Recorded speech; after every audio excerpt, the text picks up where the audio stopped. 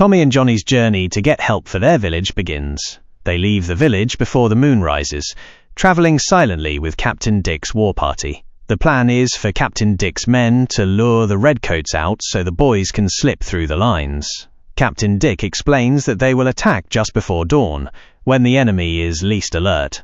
As they travel, the boys learn more about Maroon tactics.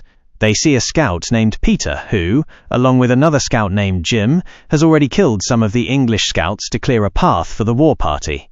Just before dawn, the Maroons find a good position on a ridge overlooking the redcoats' camp.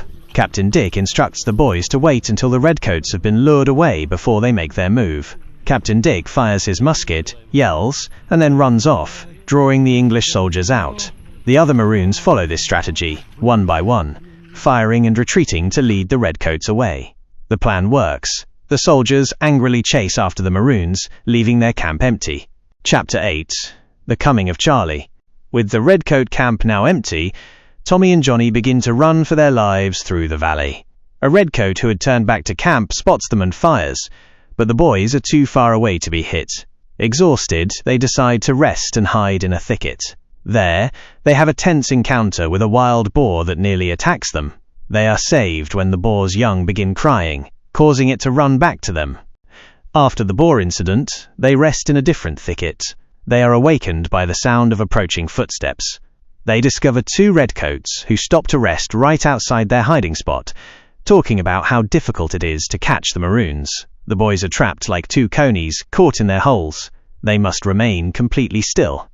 A new problem arises when Johnny has an overwhelming urge to sneeze from the smell of the pine needles.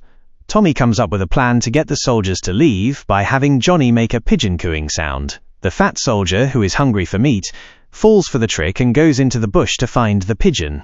As Tommy and Johnny rush to grab the soldiers' muskets, the other soldier sees them. Just as the redcoats are about to capture them, Charlie appears in the clearing. Chapter 9. A Narrow Escape. Charlie shouts a Maroon war cry and runs into the clearing, creating a distraction. One of the redcoats grabs him, and Charlie yells for Tommy to run. Johnny takes advantage of the chaos, swinging a heavy musket at the tall soldier's ankle, and he falls to the ground in pain. Tommy and Johnny escape, leaving the muskets behind as they run. After reaching a river and catching their breath, they discuss what happened. They are surprised by Charlie's bravery, and wonder why he would risk his life for them.